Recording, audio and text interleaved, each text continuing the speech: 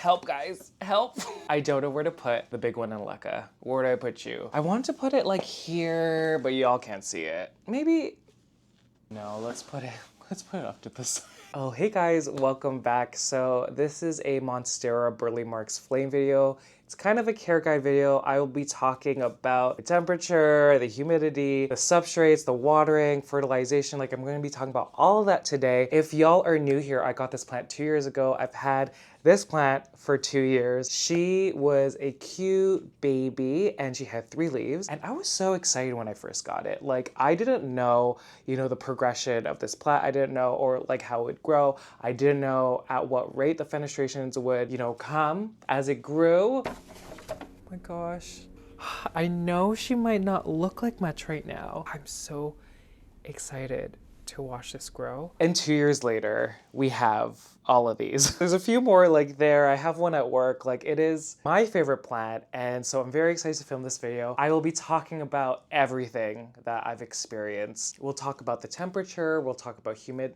Did I say that already? Oh my God.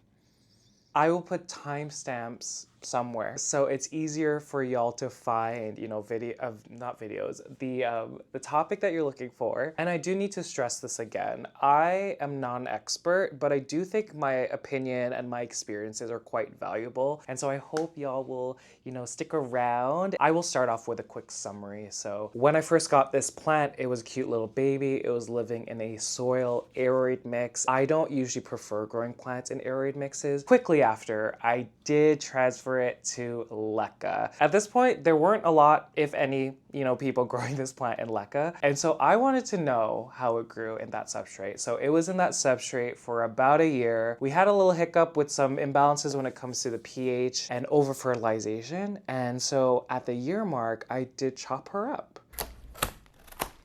At this point, I want to see how it would grow in different substrates. So I split, all the cuttings. I think at the time there were like 9 to 11, half of them propagating in LECA, half of them propagating in Lechuza Pon. I am so thankful that I did that because a year later, we have these. Like, I can't believe how beautiful these specimens have grown. Like, do you see these? Like, it is...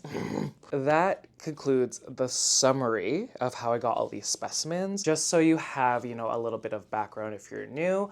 But if you do want to check out any of those videos, I will put them or the links in the description below. I think there might be 4. But I've kind of documented throughout the 2 years that I've had this plant, process my experience. And if you want a deeper dive, because I'm just going to summarize all the stuff here. If you want a deeper dive into that process, just check out those videos here. So let's talk about these substrates. So my experience growing this plant in LECA is 2 years from the very beginning. My experience growing this plant in Lechuza Pon is 1 year. And I do have, I think, 3 plants in a tree fern substrate. So I would say it's the closest thing to like an aeroid mix or soil. First, on the topic of LECA, since I'm the most experienced when it comes to that substrate. Again, I just pulled this from the plant. Again, LECA are these small clay pebbles. They wick up water if you have an existing reservoir below the substrate of LECA, and from there to the plant's roots to absorb. LECA does not have any nutrients. That's part of it, so it does need to be supplemented with a hydroponic nutrient solution. And so in the first year, I was using this nutrient solution. So I buy the majority of my nutrient solution from the brand General Hydroponics. I would use the 3-part Flora series. Then I would add some additives, so CalMag, Diamond Nectar, Rapid Start, and HydroGuard. A lot of people do think that this is overkill, and I do partially agree with it, just seeing how this plant grows. I would say the most important parts of this nutrient solution is the 3-part Flora series. So you're kind of covering your macronutrients, so nitrogen, phosphorus, potassium. Diamond Nectar is very important in my opinion. Like I don't think I would take that away ever from my nutrient solution. It helps in the absorption and the availability of nutrients in the substrate and the solution. So it's easier for the plant to absorb it from the plant's roots. It also helps with buffering the pH of the nutrient solution. A general range, because it does differ when it comes to specific plants, but if you're looking at tropicals, 5.5 to 6.5 is like kind of the sweet spot of where you want like the pH for your plants. But I have found, and I know there's research that show that a lot of plants do like a tad more acidic substrates. So dipping more to 5, 4.5, and growing this plant, I've seen pretty good results when it's gone that low. I do want to say, if you go past 6.5 though, I have seen such horrendous growth.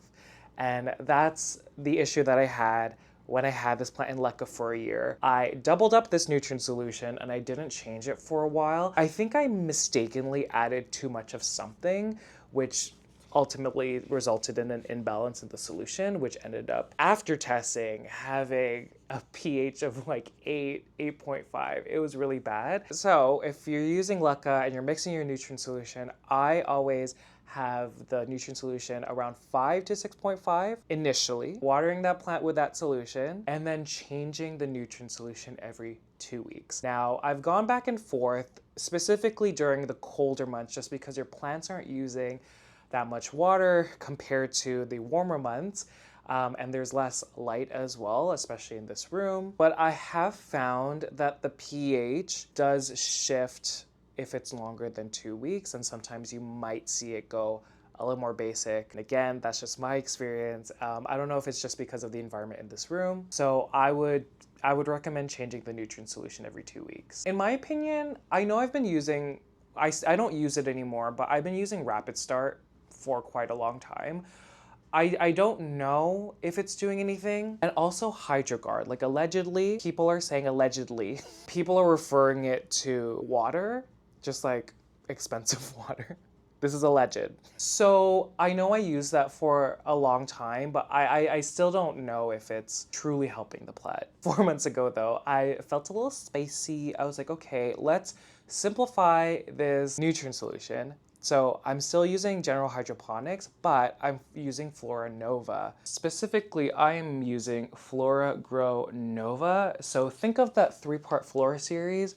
Think of all of them mixed together into one bottle.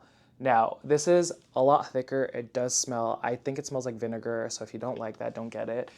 Very thick, like I have to shake it and draw it up, and it's brown, so I don't know, you can kind of see the remnants on the lid here. But I just wanted to simplify. So it is essentially the same when you look at concentration. So I add that first. I add Diamond Nectar, which I said I will never get rid of. This is just the most amazing thing ever. And then Great White. So kind of replaces HydroGuard. It has beneficial bacteria, beneficial fungi, trichoderma, which is like very important. And it is a mycorrhizae. I feel like I should have opened with that.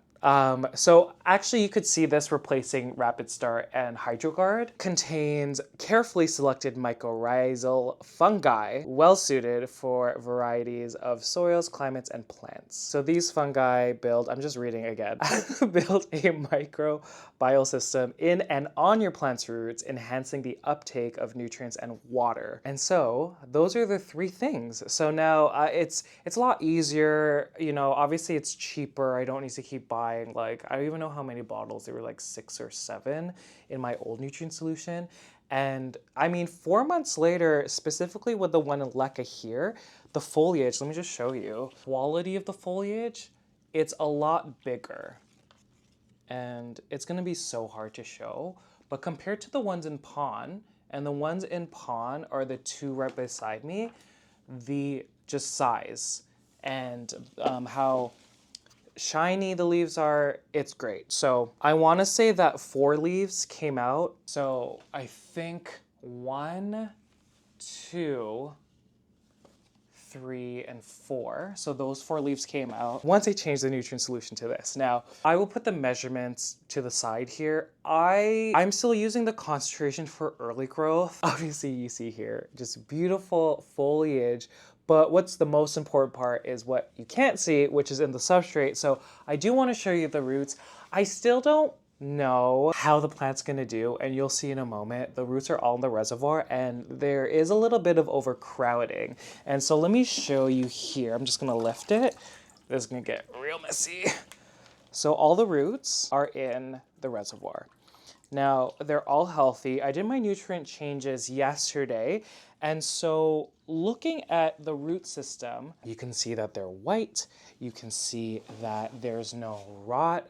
There might be a little bit at the tips, but overall, it's doing good. I find that when the pH is too basic and the roots are sitting like that, you will see it in the foliage. You'll see negative effects in the foliage, either losing fenestrations or, brown or yellowing edges. That is another reason why I switched back to changing my nutrient solution every 2 weeks, because it just ensures, since you're supplying the plant with fresh nutrient solution at the proper pH, you won't run into that issue. And just seeing the leaf progression so far, it's doing good. Anyways, I think that concludes the LECA part of, growing the Burle Marx Flame. I am answering questions at the end of the video, so I will definitely include them at the end. And if there's any about LECA, then I'll include it there. I don't know, I'm just like repeating myself. Now, looking at the substrate Lechuza Pon. So Lechuza Pon, it's a collection of lava rock, pumice, zeolite, slow-releasing fertilizer, and it is very similar to LECA in the sense that these rocks hold on to moisture when they're all touching, when they're all against each other, and so therefore if you have a plant in it, then your roots have access to the water and nutrients. So first, if we're looking at examples, let me kick the one LECA onto the side a little bit. So I have two planters, but they have 2 plants in them, and so this one here, it's my smaller one, or like the leaves are smaller. And then let me just, oh my God, don't break. And then my second one is this one. This one, the leaves do look bigger, but similar to growing plants in LECA, I strongly recommend having plants that are living in Lechuza Pon in self-watering planters or having a reservoir. I find that even though these rocks do a very good job at holding on and kind of supporting the moisture content in the substrate, when they dry out, you will see it in your plant. Like, they will not be happy. But on the flip side, if you're the type of plant parent that is more frequent when it comes to watering plants, then maybe, you could get away without having a self-watering apparatus attached to the planter of Pon. Pon does already come with slow-releasing fertilizer. I think the bag might say 3 to 6 months, like it lasts that long. I'm always the type to water more frequently, but with a diluted nutrient solution. So I mean, after that time period, usually after the 3-month mark, I do start to fertilize the plant. And obviously there's other factors like how mature the plant is. You wouldn't be watering a super juvenile plant with so much nutrients. And I guess the biggest advantage when you're growing plants in Lechuza Pon is that it does have a high cation exchange capacity, CEC for short. So that basically means, oh God, I'm gonna suck at explaining this, but it means that it has a greater ability to hold on to cations. So for example, if we're looking at potassium, if we're looking at calcium, magnesium, those are nutrients that are cations, if we're talking about plant nutrients. And so when you have like a plant in pond and you water a plant with nutrient solutions that have those cations, it doesn't go all the way through and it's not lost completely from the other side. The components do hang on to it, and so therefore it'll be available for the plant's roots. And so high cation exchange capacity kind of links to being a highly fertile soil or substrate. Oh, I probably butchered that, but that's how I understand it. That's why I do a diluted nutrient solution for the plants in pon, just because of that fact. There are negative effects if you do over fertilize. Even though pon is really good at holding on to like good and also like a lot of the bad stuff, it does have its limit. So specifically for pon, it is strongly recommended to flush the substrate often. Now, if y'all know me, I never really flush my plants in pon, and I know I should, but I've definitely seen negative effects with more sensitive plants. So I've seen negative effects when I don't flush the plants that are living in pon, with specifically my anthuriums. Saying that, these two are in closed systems, it's been about a year, and I haven't flushed these plants once. Will I maybe see something in the next year that's probably negative? Maybe. Also, I feel like with the mycorrhizae, I feel with the diamond nectar, I feel that that also helps. But to conclude about flushing, you should do it. I don't personally do it. I wish we could look at the plant's roots, but obviously these are closed systems. You obviously know that they're healthy because of the quality of the foliage is pretty good. I forgot to mention with LECA also, main advantage of having these plants in these substrates is that they have fixed air pockets when the substrate's on top of each other. So you have a single ball of LECA over here. I don't know if it's focused, but it's here. When you put them on top of each other, there's air. You see, you should give it zoom in. There's just a pocket of air. And your plant's roots need like oxygenation. They need that. It's the same with Lechuza Pon. Like they're smaller, rougher rocks, but they do, when they're on top of each other, they do have those fixed air pockets in between. And ultimately, I know I'm biased because the majority of my collection are in LECA and, Lechuza Pon. So there's bias in what I'm gonna say, but I do believe that's why these plants are growing so well. Now, looking at tree fern substrate or arid mix, again, I'm not an expert. What I've learned from growing this plant in LECA and Pon kind of play into what I would recommend when it comes to arid mixes, tree fern substrates, soil substrates. So currently I have 2 planters, 4 in total that are growing in this mix that I made 4 months ago. So number 1, we have this one here, and obviously she's a lot smaller just because it's been 4 months, but she's fenestrating beautifully. The foliage looks fantastic in that mix. I'll link the video of where I made this specific mix, and then I'll talk about it a little bit here. Honestly, everyone, I kind of feel like you can use this without a lot of amendments. Yeah, I think obviously it's going to feel different when it's wet, but they're twigs. I don't think it would compress that much even when wet. Like when you compare potting mix like soil or coco coir, this is the mix. This is Hakuna La Planta's mix 1.0. Hello. Okay, first impressions of this mix. I mean, the matrix is still there. I think that's what I'm kind of looking for when I squeeze. Sorry, and that's why I keep feeling and going like this. And then when I squeeze, looking to see the spaces between the pon and the pumice, and then just opening it up and seeing. See, root system is good. Here, I don't know if y'all can see. Look at these roots over here.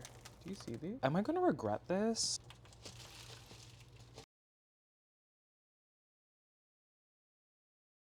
I'm so excited, everyone. Watch them all die because I don't know what I'm doing.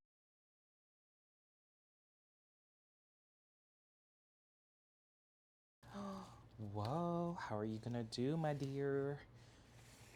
And then there's 2 in here. This one's more recent, so, still having a little juvenile leaves, but there is one here, and then you can see that there's definitely going to be fenestrations on that one, which is so fantastic. And I can show you the roots while I have her.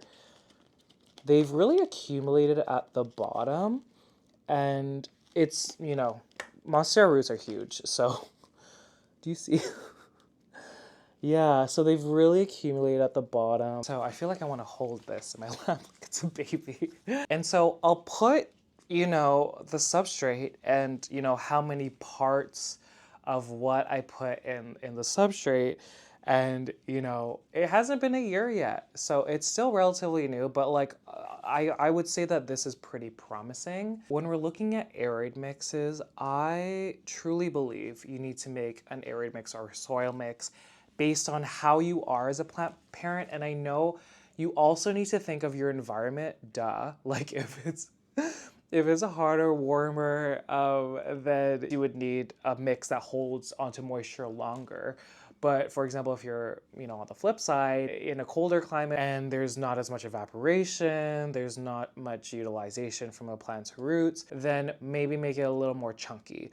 So this is just going to be based on how I am as a plant parent And I don't water my plants often. I don't check on my plants often. And that is the main reason why I have them in self-watering planters. And because I don't check on them as often, or I don't water them as often, more components in the mix that hold on to moisture. For example, I have a lot more Lechuza Pon in this mix because I find that it holds on to more moisture. But I mean, again, if you're a frequent waterer, then maybe you'd be okay with it. So it all really depends on how you are as a plant parent, taking what your environment is like and just going from there. Let's see if I remember.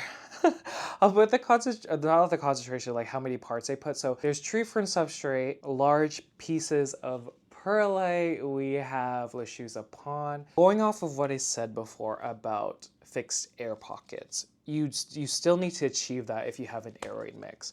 And I find personally that tree fern substrate, when the tree fern is together, they form this matrix where it doesn't compress. So if you have tree fern substrate alone, it actually does have those air pockets. So obviously, when you add more chunky components like perlite, when you add Lechuza Pon, when you add, I don't use this, but a lot of people use bark. When you use stuff like that, it will help so much with the aeration aspect in soil. And that is key. I feel like I don't want to dwell too much. I still want to hold you. I feel like I don't want to dwell too much on, aeroid mixes. It's going to be different with every person. And I really recommend and urge people to make mixes based on their care habits, base it on their environments. We all live all across the world. And so it's going to differ. We have different schedules. We have different lives. Really just cater your care based on where you live and your habits. It's hilarious because I don't have like talking points, so I'm just kind of just talking.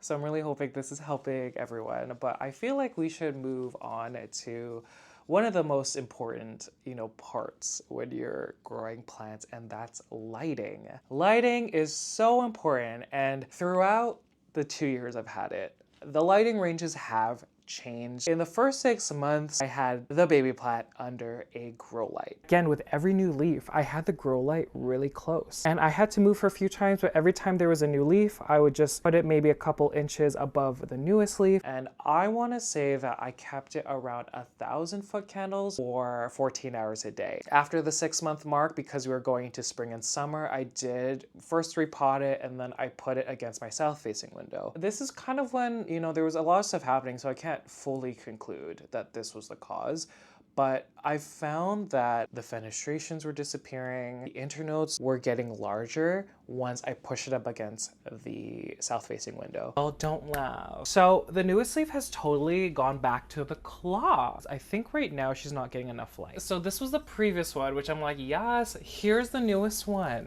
Again, I'm gonna link this with light. And it also might be because I haven't changed my nutrient solution in 5 weeks. Obviously, I had reason to look at the roots just because, even though the leaf looks healthy, like she didn't have fenestrations.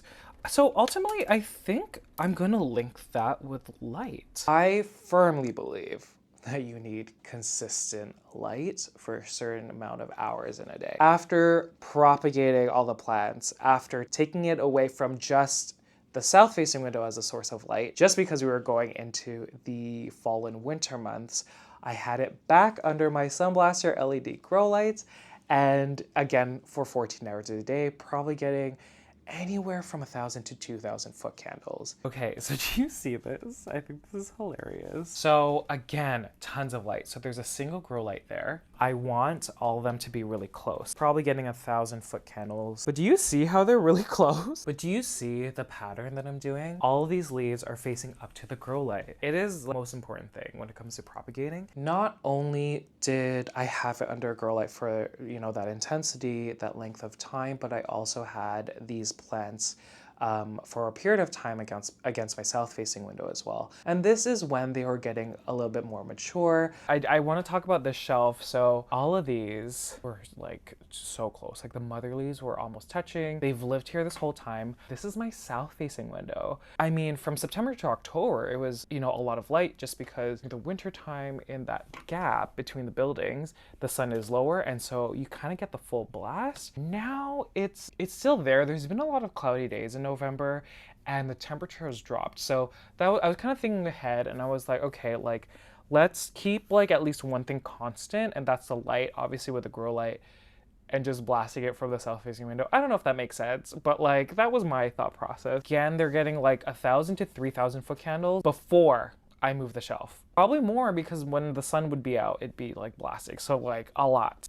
In conclusion, a lot of light as per usual. But then a few days ago, I lowered it. So now that they have new leaves, I measured it 3 days ago. From the lowest leaf from the grow light to the highest leaf, and the range is around 400 to 1,000 foot candles. So kind of getting like medium to bright and direct, and ultimately like that's kind of the lighting level I would recommend with this plant. I still kind of believe that hours of light is very important for this plant. I don't know if I've talked about that before, but the moment I took this plant away from a grow light, it did not do well. Or it didn't push out like fenestrations the way I wanted it to. So these grow lights are on for 14 hours. And obviously it's important now more than ever because the days are shorter. They're continuing to get shorter.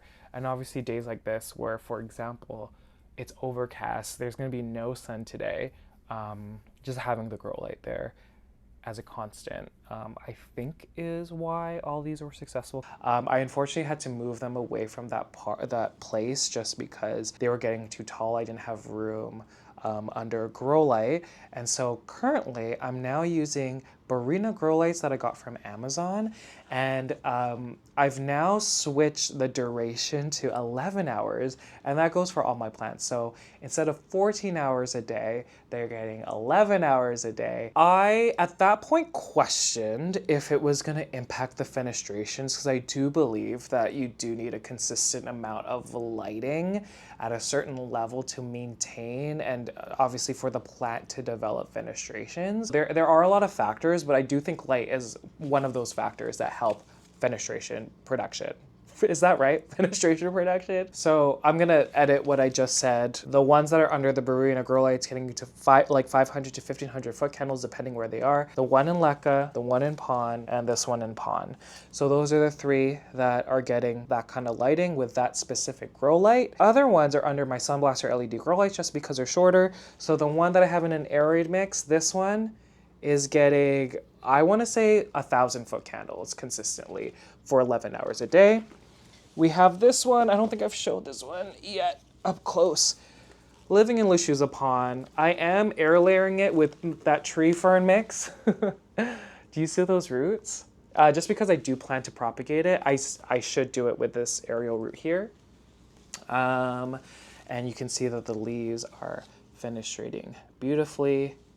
I took a bunch of cuts. I've propagated this one so much. At this point, I've been growing plants under my Sunblaster LED grow lights for 4 years.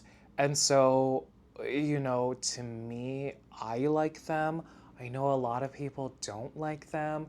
I just kind of recommend that you gauge throughout growing the plant how far to put your plants under the grow light, just because these can be a tad harsh specifically for anthuriums. I do think monsteras can take a little bit more. They're a bit more hardy, and specifically this one, I think it can take a lot more. You know, for 4 years I've been using tons of these grow lights and I like them. So again, this kind of just, it goes based on what you like. And obviously grow lights are different everywhere. So just making sure you have a light meter that can measure it. Mine, unfortunately, the battery has died and I don't really know where it is, but I've been using a light meter to kind of gauge every time I move plants or introduce a new plant into my collection, and that really helps. I guess key things to take away about lighting, I do think, in my opinion, you do need that consistency. Along with the consistency, really you can do, like, this plant will be happy at, it's a large range, like 500. I've seen success with this plant with 500 foot candles to about, I guess I'll go as high as 2,000, but really without the bleaching, maybe 1,500 foot candles. And so that's what I would recommend. And of course, if you don't use these kind of grow lights, you just kind of need to do the test on your own when it comes to seeing if the plant is growing, seeing if the leaves are getting too bleached. A trick that I do sometimes, if the plant is starting to get big, I I have maybe a couple leaves. So like usually the older leaves on the plant under the grow light. And yeah, they might get bleached, but just know that as the plants grow, they will start to take mobile nutrients from the plant. It's inevitable that the older growth is going to die off first. And so sometimes if I have this plant in a spot where it's not getting enough light, I just make sure that, maybe a leaf or two are getting the full blast of the grow light. And I do that with all of my Burle Marx flames. Moving on to the next topic of watering. I feel like I talked about this already when I talked about the specific substrates, but I guess I'll do just a quick recap again. So your plant's roots need to be like moist at all times. And I know that, the culture of this new wave of houseplant people is let your plant dry out because, if you overwater a plant, you might get root rot. I know where that has come from, and it's because I feel that kind of came from plants being in a too dense or a too water retentive substrate with no aeration or air pockets. And so with that, it just takes longer for the plant or the substrate to dry out. And so, having your plant's roots in that suffocating environment, yeah, you do need to wait for that to dry out. But if you have in the right mix, so a chunky mix, whether that's Pon, LECA, soil mix, just make sure that it's super chunky so there's air pockets. That will ultimately help just your roots maintain a healthy root system. And there's so many factors when it comes to watering. I'm gonna use me as an example, but I don't have the time also, but I don't like watering and going around my plant room often. So that's why a lot of my plants are in self-watering planters. So the one in LECA, these two in Pon, the ones that I showed you except for the one in the nursery pot. That's why I have my plants in self-watering apparatuses, because of what I said before. Do not dry out your plant completely. Your plant's roots need a medium level, I don't know how to word it, like they just need to be moist at all times. Having that true alongside with having a chunky mix and having that aeration just in the mix. Another factor that is so important is your environment. What if your place is a lot warmer? You do need to water it more just because your plants are going to be utilizing the water content in the substrate more, and so you would have to keep on top of that more. Maybe at that point use self-watering planters, or if you really are a helicopter plant parent, then just water more often. And so if we're looking specifically at the Burle Marx Flame and comparing to other varieties, different varieties of Monstera or even different like genuses of plants. Do I think it's more thirsty? Do I think it needs to be watered more often than others? Once it starts to grow its big root system, and you can see how thick the roots are. Like, let me show you this. They're thick as is. That root will branch into more roots. And also with that, if you have a moss pole, for example, so these three, then once they've made it to the bottom of the moss pole, then they're in the substrate. You need to water your substrate more because there's more roots kind of sucking up water and nutrients. So I do find that once it's grown a big root system, you do need to water more often. However, you really just need to gauge based on what you feel in the substrate. And right now, like, to be honest, I don't feel the substrate. I know that's something that we always recommend when you have a new plant and you don't know if you should water it or not. Specifically with arid mixes, maybe tree fern mixes, like really getting your fingers and hands in the substrate and just feeling. Never get it to a level where it's super, super dry, like dust. Never get it to that level. There's a lot of controversy about watering on a schedule.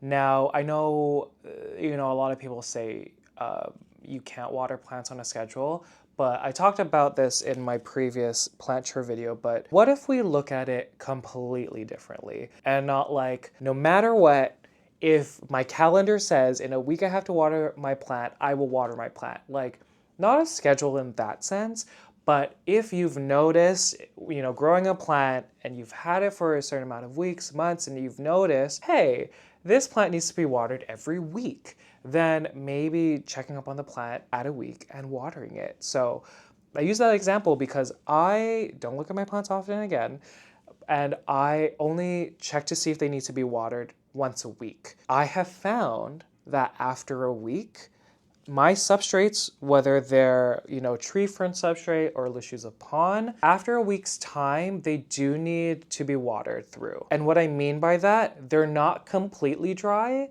There's still a level of moistness just in the substrate, but they do need, for example, their reservoirs filled. You could tell that if I left it a few more days, it'll be too dry that the plant might suffer. Following a schedule like that, I personally think is fine. So if you want to know schedule-wise, I water these plants, the ones in tree fern, the one Lechuza Pon, once a week, just because I've noticed through the weeks and months that I've had them and grown them, that's when they need to be watered. So really the key to the schedule when it comes to watering is first assessing, seeing how they grow, and again, the schedule doesn't need to be stagnant. The schedule could change, obviously, as the change in season, like if it's summertime, if more roots and branches have grown in the reservoir. As the plant matures, you might need to water your plant more often. And on the flip side, if your plant is so young and it has just one really good root system, maybe it doesn't need to be watered that much. Just do that assessment. It is so important when it comes to watering because every time I try to give advice to new plant parents or people that have received a plant and don't know how to take care of it, they will always want a watering schedule. And I personally think it's okay, but I first have to tell them to assess just through weeks, months of having the plant, then transition to a schedule that's based on that plant specifically, because you might have a lot of plants and they might not follow that schedule of every week. So for that specific plant, again, really you should just be gauging it on like how the plant feels, encompassing all your senses. Your sense of touch is so important. So getting your hands in the soil, but also feeling the foliage, really familiarizing yourself with a plant and just like feeling, this plant feels dehydrated, and every plant's different. So even the moment you get it, just making sure you make that assessment. So to recap, sorry, I feel like I just talked so much. I mean, the one in LECA, I change a nutrient solution every 2 weeks, and the reservoir is deep enough that I don't need to worry in that 2-week period if the reservoir is going to dry out. I know there's going to be at least a little bit of water in the reservoir. So I don't really think about that one. No matter what, I will change the reservoir every 2 weeks. When it comes to the ones living in Lechuza Pon, they are in self-watering planters. Just knowing the fact of how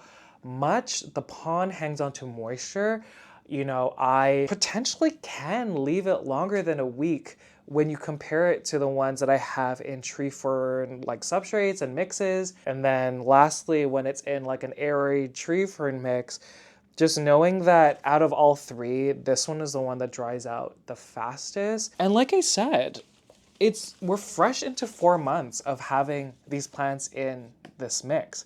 So I basically did this, what I was telling everyone in this video, the first few weeks, just observing the meter to see how fast it's used up. The reservoir is only this big.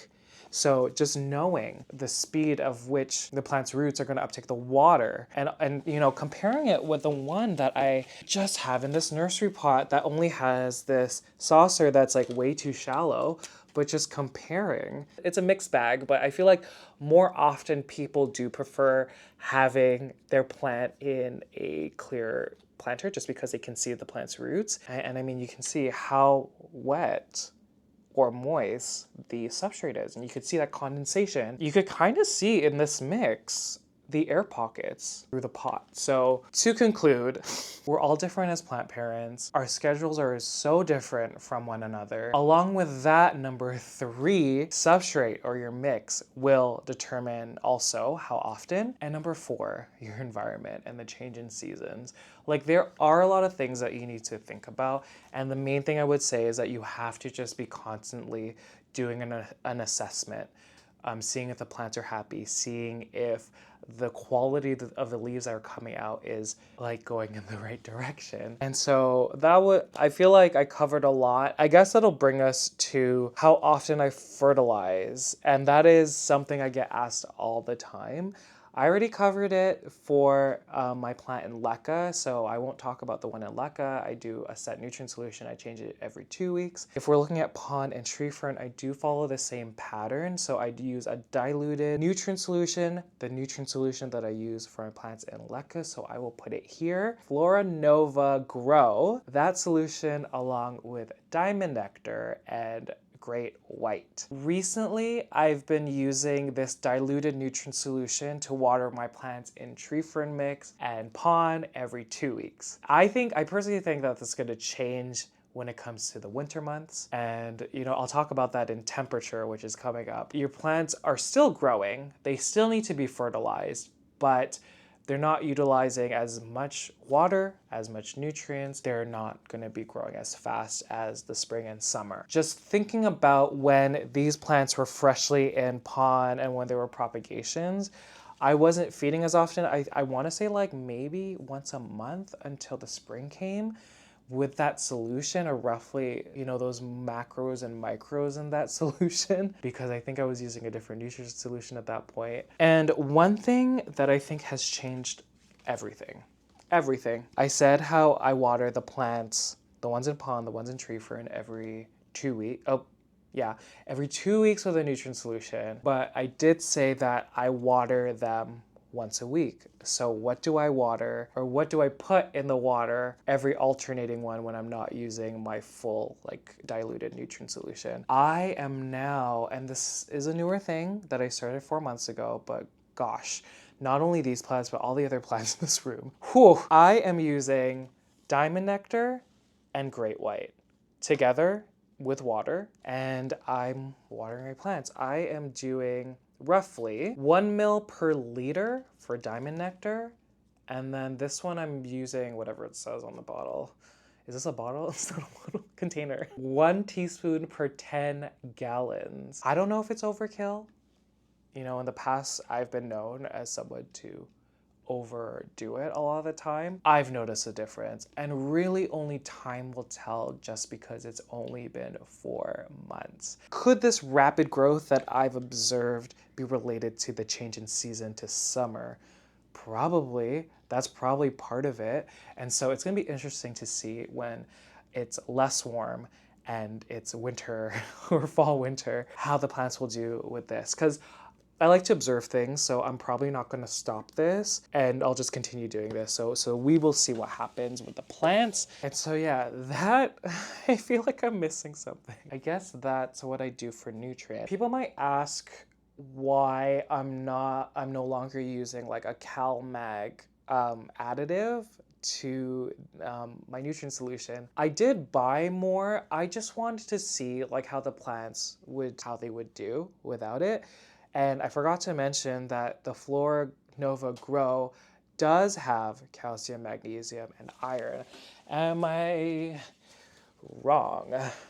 Calcium, 4%. Magnesium, 1.5%. Iron, chelated iron, 0.1. Okay. For this plant specifically, the Monstera Burle Marx Flame, I haven't seen anything negative, but I think other plants that are heavier feeders, like anthuriums, for example, I do think an additive of CalMag would help. And most importantly, the fertilization routine and General Hydroponics is a brand that I've been using for years. Is there something better? Maybe. I don't know. It's just one that I'm more comfortable with. I've seen success with. So there might be a better mixture. There might be a better concentration than what I'm doing. But I'm liking what I'm seeing so far. So yeah, that's the nutrients and the schedule that I kind of give myself when it comes to fertilization. And there's so many nutrients out there. They might be better or worse. I just don't know. Okay, let's talk about temperature. I live in Toronto, Canada. My boyfriend and I really prefer cooler conditions in this condo. Even though we do crank up the air conditioning, this room where all my plants live, if y'all know, is half glass. And so even though we have the air conditioner on, in the summertime specifically, the temperatures could get really high. So I'll give you a range. The temperature in here fluctuates, but it's in the range between 60 degrees Fahrenheit to 80 degrees Fahrenheit. That is roughly 16 degrees Celsius to about 27 degrees Celsius. Now, I do want to stress it never stays at the extremes of like 80, for example. It doesn't stay at the extremes on the flip side of 60 degrees Celsius. I've just noticed through the various meters that I have in this room that it can go that low. It's short-lived. And so I would kind of bring that range a little bit in. So maybe like 62-ish to 77, 78. And again, it's all dependent on season. So from fall to spring, so fall, winter, spring, it chills, ha ha ha, chills. It stays a bit cooler, so between 60 to 70 degrees Fahrenheit. Is that like 16 to 21 degrees Celsius? I'm not sure. So for 3/4 of the year, it kind of stays there. And I guess in the summer, about 66 degrees Fahrenheit to about 80 degrees Fahrenheit. My temperature never goes below 60 degrees Fahrenheit. My temperature never goes above 80 degrees Fahrenheit. And so that is the range. And obviously, as the temperature rises during the summer months, I do need to water the plant more. During the winter months when it's not specifically, the growing season, then I water it less. And your plants don't need as much when the temperature is sitting a lot lower. Also, this is a time, in the winter months when I'm not watering as often that I don't fertilize as much. And again, really, you just have to assess how fast the plant is using up the moisture and nutrients in the substrate before you could kind of make conclusions of how often you're going to fertilize it. Again, our environments are so different from one another. And so I've been growing in this range for the past 2 years with all of these plants. Do I feel like the plant will either suffer if I go below 60 degrees Fahrenheit? I do. I kind of give a rule, and I know people have different experiences, but I have a rule for myself where I never grow plants lower than 60 degrees Fahrenheit or lower than 16 degrees Celsius. I think plants are more resilient than we think, and they can take it for a little bit. But if that plant is stuck at cooler temperatures, for a lot of them, I don't think they will thrive. And then on the flip side, anything above 80 degrees Fahrenheit, do I think plants will grow faster because they are from tropical areas? You obviously want to try to mimic the environment where they came from. I do think that the rate of growth would be faster, but again, you got to remember that you need to change your habits, change your watering habits, change your fertilization habits, just as things change, in the season, if it gets warmer or cooler. That brings us to humidity. I, specifically for the Monstera Burle Marx Flame, I strongly believe that humidity is probably the least. It's one of the factors when, we talk about plants and like whether or not they'll thrive, but specifically for the Burle Marx Flame, I strongly believe that it's the least important thing to look at. For me, in this environment, specifically during the winter months, my humidity is around 35 degrees, 35%, not degrees, percent to about 50.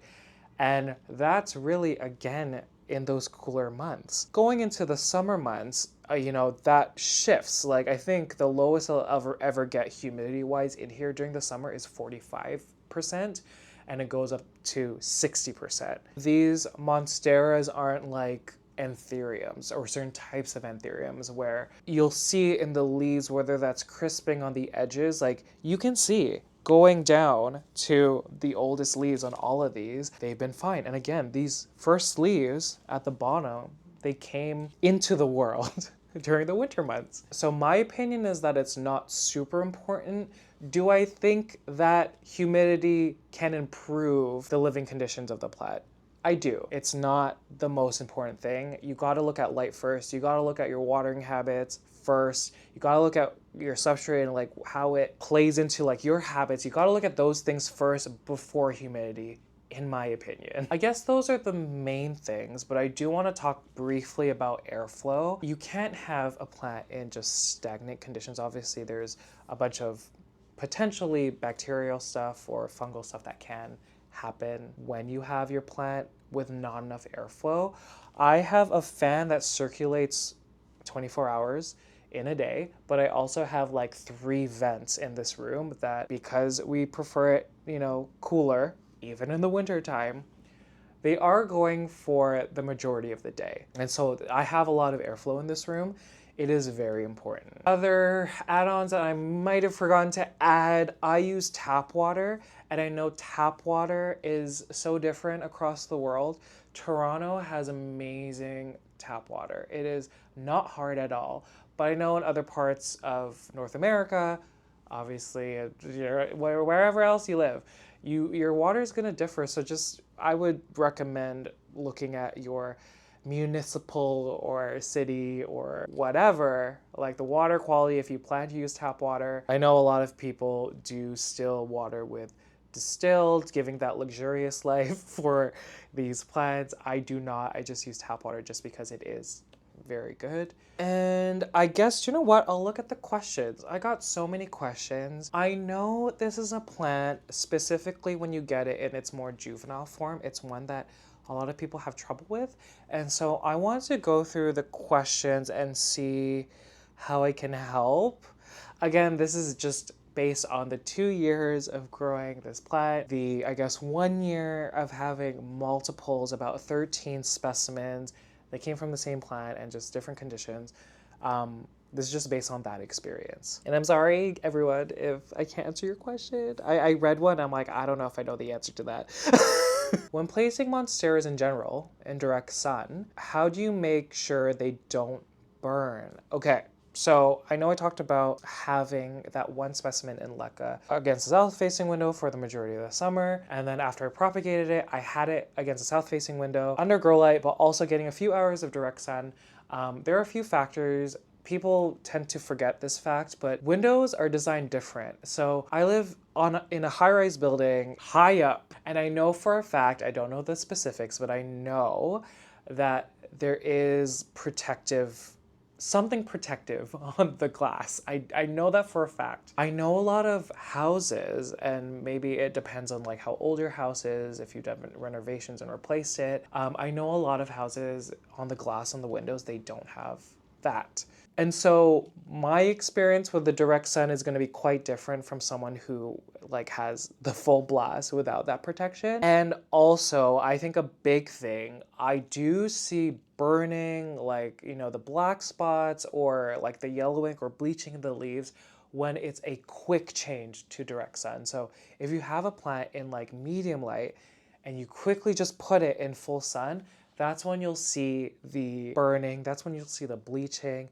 Your plant is not used to it. It's kind of adapted to medium light if it was living in medium light, and then you subjecting it to that, it will burn the leaf. So maybe trying to do a gradual introduction. Also making sure that the plant is hydrated, watered, right nutrition. The nutrients are not just for like keeping the leaves green, keeping, big leaves and whatever. It also like helps protect the plant in moments of stress. So making sure that it's well fed, again, that ties into like the watering. If your substrate is dry and you haven't adapted to like that transition, the plant can't utilize the nutrients. If the substrate or the roots are dry, they'll be immobile. Your plant can't use those nutrients. How long did it take to get the current fenestration stage? I think, let's talk about the juvenile one first that I had in LECA at the very beginning. I'm pretty sure it was the 5th or 6th leaf from that small little specimen. So that was when I got the first fenestration. I would say the person replied on a story where I had these 3 a year, because that's a year ago, that's when I propagated. So these 6 combined, and yeah, I think the most fenestrations is this new leaf, which is 7. I really want more, and I want the whole. I know there's so many people that have that kind of fenestration game, and I really want it. Hi, Kevin. How much light can they take? Do they need? So again, I'm gonna say 500 to 1500 foot candles is a good range. I do, again, think that duration and consistency is important. So I have, if we're looking at the 2 years, 11 to 14 hours a day of consistent light. I've had this plant grow in conditions where it was 2,000 foot candles for 14 hours a day.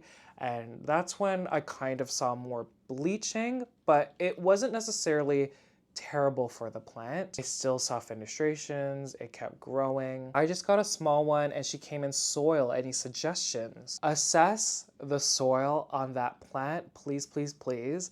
See if it's chunky enough, seeing if there's any air pockets. Really just take a bit out and really just like, this is what I do. I squeeze it. Squeeze it, and you'll see me doing that in a lot of my tree fern videos, just making sure you squeeze it and just looking closely to see if you see the air pockets. Aeration is so important for the plant's roots, and I think that's the reason why a lot of individuals and their plants are not, like their Burle Marx Flames are not growing. If it's too dense, I do recommend a chunky mix. And if you don't prefer to grow plants in soil like me, then use options like Pon and LECA. I know I talked a lot earlier on this video about my recommendations and those specific substrates, but the biggest thing, along with the soil substrate and making sure then that it's a good substrate, is the lighting. The lighting is one of, if not the most important thing when it comes to growing plants. Confused planto David. Why does it keep developing brown spots on lower leaves? My plant is also from House Monstera. I forgot to mention that this specimen is from House Monstera. They used to have their business in Toronto. They have since moved to Fort Worth, Texas. I don't know if they're selling plants down there, but I know that all their plants that they sold, like all their Burle Marx Flame, they did come from one plant. So, oh my God, David, are we twins? David, I don't know if I can answer that question because I think there was only one time I noticed black or brown spots on the lower leaves, and they were like really old leaves. Like they were like the first leaves came out like right when I got it. And that's the only instance I saw black spots. I'm thinking maybe because they were older leaves, maybe the plant, if it wasn't getting anything in the plant's roots or there was something wrong with the plant's roots, maybe the plant was pulling from mobile nutrients from the older growth. That's the only thing I could think of, David. I'm so sorry. You can message me. I'm gonna see you soon anyways. Growing in soil hasn't pushed out any leaves in almost a year. Roots are healthy. I don't know what to do. Okay, really, that shouldn't be happening if the roots are healthy. I personally would take a second look at the roots. It's hard because I know what you're trying to say, but maybe the quality, maybe it might look healthy, but maybe the quality of the roots are not good. Maybe there's not sufficient amount of branching. And I would, again, lead that to maybe changing the substrate, maybe potentially feeding. I don't know what your fertilization habits are. There's so many things. The lighting, it could be the lighting as well. That's so tough. See, questions like that, they're so hard because I'm not living with you. That sounds so funny. I don't know why.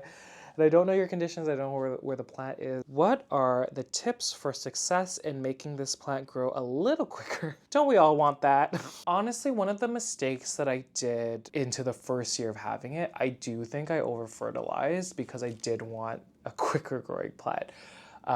It resulted in more negative effects like the pH being too basic, and you kind of saw that in the quality of the leaves. And so like for me, I would say on average like a leaf per month. And I'm not like, I mean, the one in LECA is probably a little bit quicker. I'm talking about an average of all the Burle Marx Flames that I have. It's roughly a leaf per month. Some people want faster. I don't know if you could force a plant to grow faster, but some tips, obviously the lighting, make sure it has enough light. Depending on what your fertilization habits are, adjusting for that. When was the last time you fertilized? Maybe it's time to fertilize and maybe the plant needs it.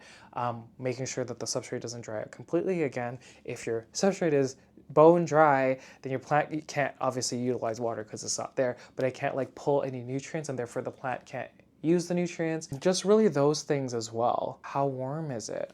Like it's all those things. Best way to prop them. A year ago I did propagate. Let's use this plant as an example. This is the stem. These are the petioles here on the plant, and of course the plant's leaves. This general area where you'll see the aerial root and the axillary bud, which is where the new plant will grow once you propagate. It's called the node. So this is the node. You need to have one node in order for the plant to root. You need one bud as well. axillary bud. I, in my opinion, will always do single node, single axillary bud, single root. I like to do single node cuttings. Like that's how I've always liked doing it. I find when you do multiple nodes and multiple leaves also, there's just too much your plant has to do. First of all, you cut the plant. Like the plant can't make food for itself anymore because you've robbed it of that root system. Plant is in shock. Thankfully, plants are living things and they adapt really well, but they do have to channel energy in growing that root system because it can't live without a root system. Limit the amount of foliage. A lot of the time I leave one leaf cuttings with one node. And of course you need that aerial root over here. So this looks perfect. At this point, I feel like that's the perfect time to make a chop here, just above the node, make a chop below, preserving that node over here, preserving that aerial root, and just having one leaf. So if I cut it, it would have this one leaf. Oh my gosh. You can put the plant in any substrate that you're, familiar with, but you gotta make sure it's wet, wet, wet. Not just moist, it's gotta be wet. The reason your plants or your propagations will fail is if the root dries out or that area root dries out. If that dries out completely and it's gone, sometimes that is the end of that cuttings journey, unfortunately. And then giving it enough light. I always give them a little more light than they probably need. I always do like 1,000 to 3,000 foot candles sometimes for 11 to 14 hours a day in the very beginning. So with all of these, I did single node cuttings for the most part. There's some that I had 2 nodes, I do remember that. But for the most part, I wanna say like 85% of them were single node cuttings. I stuck a bunch in LECA, I stuck a bunch in Pon, and I did have a lot in water. If you don't want to throw it in a substrate, just go with water. Water is the easiest thing when it comes to propagating plants. It might be the best way just because sometimes if I throw a propagation in tree fern mix, in Pon, in LECA, and I see that they're not doing well, I will take that out. I might see some rot or some root death, and I'll throw them in water and they will bounce back. So if you're iffy and don't feel comfortable doing it, just do water and just make sure it's in a well-lit area.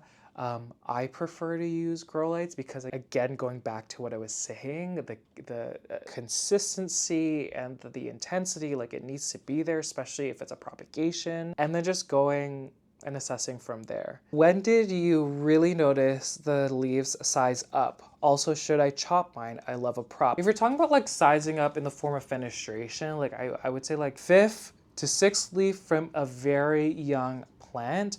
But when it came to the propagations, because they were from thicker, more mature parts of the plant, some, like for example, this one, I got the first claw, the lobster claw. I think the second leaf, it looks like it's the second leaf. This is the first new leaf. The node was on this side, and then she pushed out this claw. I already had this leaf, so I showed you all that. It is almost a claw. It just, again, hasn't broken through. This is incredible. I can't believe like the first brand new leaf has these fennies. This is the first leaf. Like this took about 4 months, I would say. This one took a year. This one's pretty tall. These ones took a year to look this way. And yeah, I always recommend propagating. I feel sometimes it, I don't know if it's only like in the form of auxin when you cut a plant. It does release auxin to help the plant like hormonally develop more roots, more foliage. I always recommend a prop if your plant isn't doing well because it can ultimately help your plant. And I don't know if you should chop yours. That's a tough one. I wouldn't recommend if it's very small to chop it because sometimes with younger plants they're more fragile. I would wait for it to grow a little bit, make sure there's like more root systems, more nodes. Is it a slow or fast grower for you? I would say that it is fast. I don't think it's a slow plant, and I know a lot of people have asked me questions and have told me that theirs is slow. I do think just going back on all the conditions that I said. And I think I can confidently say this because I have 13 that are growing at the same rate. Like they're all growing so fast. You might be missing one thing or two things. So if you're doing, for example, everything that I'm doing, the watering habits, fertilization, you're doing that exact same thing. Maybe look at the lighting. Is my lighting enough? Like kind of doing assessments that way based on like the information. I don't know, hopefully like what I'm saying, I feel like I hope people watch this video because like I want to help. Is it sensitive to pests? This, when I first grew this plant, it did have spider mites, but my whole collection had spider mites. And I just treated, it was fine, it bounced back. And the leaves are thicker. I do think that specifically like thrips, they have no issues biting into any plant, no matter how thick the foliage is. But I do believe if the pest is present, like any plant can kind of be prone to pests. What's the best potting medium for the Burle Marx Flame? I just got a new little guy. Congratulations. I've noticed the one in LECA, the leaves are so much bigger than the ones in Pon, the ones in Tree Fern. Obviously, time will tell when it comes to the one in Tree Fern or that kind of mix. And I don't know if it's only because, you know, there's a ton more aeration with the plant in LECA. Just because it's outside of the net pot, it has all those holes, the air pockets between the LECA is like larger than when you look at Pon. When the Pon is together, it's smaller air pockets, but the air pockets are still present. And the second thing, I don't know if these pots are just too small now. I've noticed that there's been a bunch of upwards displacement of Pon. Like I didn't fill this pot up to the top with Pon, but because the root system's probably taking over, it's pushing the Pon up. Like, I don't know if it's to the point of feeling root bound. I still don't think it is. And then the ones in Tree Fern, man, like they're doing so well.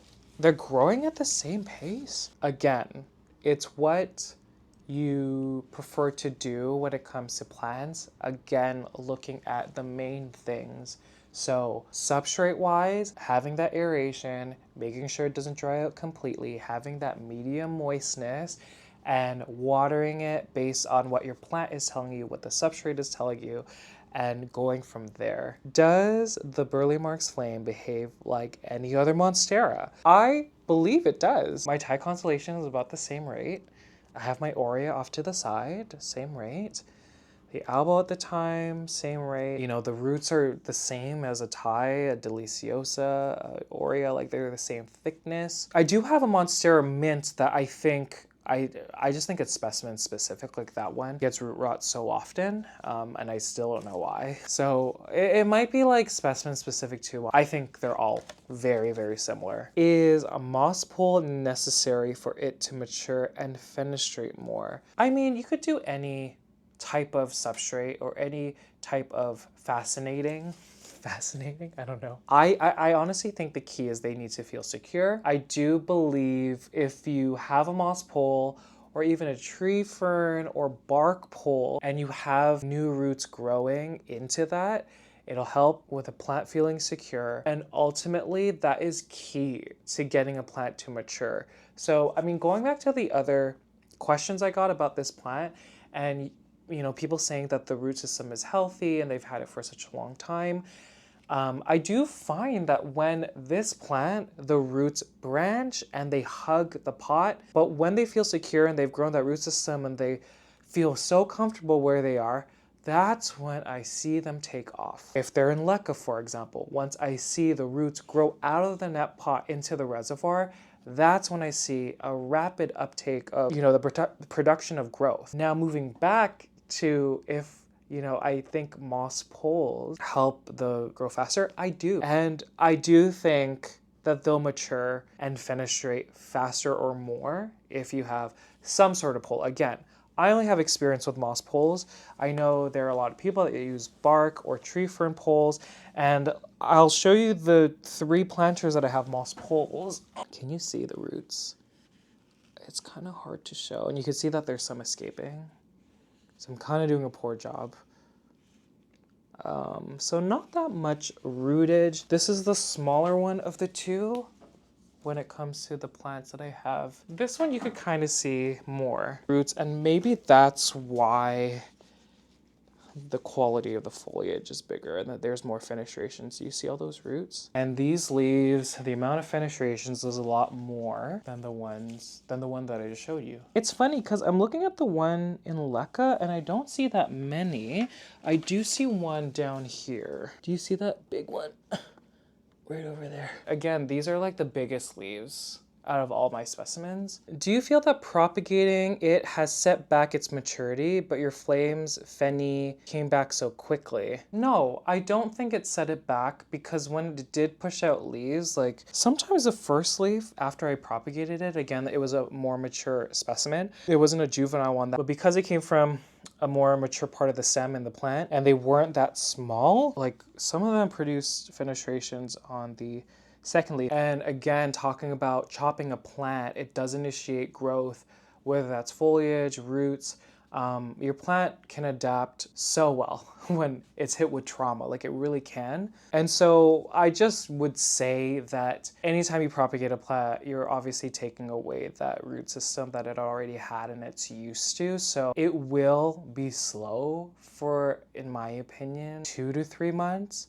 But if you give it the right conditions and the root system's healthy and you're like helping that root system be the biggest root system it could be and the healthy root system it could be, then it doesn't put it back that far. What is the best substrate? That's a subjective thing. I think I did say I do prefer growing this plant in pon. Okay, I said that in the past because you don't need to think of as much stuff. With the one in LECA, I'm like, okay, will the roots in the reservoir die off eventually? Because y'all saw that they're just sitting in the nutrient solution. And so it's worrying in that sense that make it more complicated. Like, I don't know if I want to cut all the roots because it's doing so well right now. Below the net pot, the ones that are sitting in the reservoir, like I don't want to do that yet, but it's just kind of like, there's more to think about. For the ones living in Lechuza Pon, I just do that pattern of like dilute a nutrient solution, then a week later I do the diamond nectar, myco mix, great white mix, and then I just do that same pattern again and again. They're in self-watering planters, so I get to see what the reservoir is and just water over the top. Like I said, I don't flush my plants ever, so I don't need to flush this plant. I only say that substrate as being the best because I really don't need to worry about them. I mean, we'll see. It's been a year. We'll see what happens in the next year. And it is kind of early for me to form an opinion about tree fern or like arid mixes, but so far I'm liking it and like it might dethrone the pon. Please explain about the Growlight. I searched a lot and didn't know what I chose. Okay, so again, I'll put the link in the description below. I got both these Growlights on Amazon. I know you can get the Sunblaster one at a lot of plant supply shops. Sunblaster LED Growlights, and then I have them on for the past 2 years between 11 to 14 hours in a day. And really with the lighting, like you just have to make your own adjustments, see how your plants are, because like your collection is going to be totally different from my collection. And just seeing, will the plant get super bleached if I have it this close? Oh, look, it's getting too bleached. Maybe I'll move it away. Like you kind of need to do those like assessments when you first get a plant. And I'm doing that constantly. For these Burle Growlights, so these big specimens, they've been in front of these Growlights for I think about 6 months, and they've produced this foliage. I mean, mainly like, I guess the 3 to 4 leaves on top of all these plants. So I think they're doing a pretty good job. So those Burle Growlights are the stand ones. There's 2 different kinds. I've tried 2 different kinds and they've been fine. There's one that's like a white light and there's one that has more of a warmer yellow light. I've tried both of them and I have no complaints. One of my stands broke though, and like I don't know if that was my fault, but I'm just gonna blame the stand for just breaking on its own. Had one a couple of weeks. I know it'll be a while, but roughly how long till you get the first claw? The first claw happened about the 6th leaf. If you have a small specimen like this, because when I first got it, mine was actually smaller than this one. But I do expect it to be that way. Depending on like what the age of the stem is, sometimes it could be a lot more mature. And again, I feel like I'm a broken record, but these ones here, a lot of them, it was like the 2nd or 3rd leaf.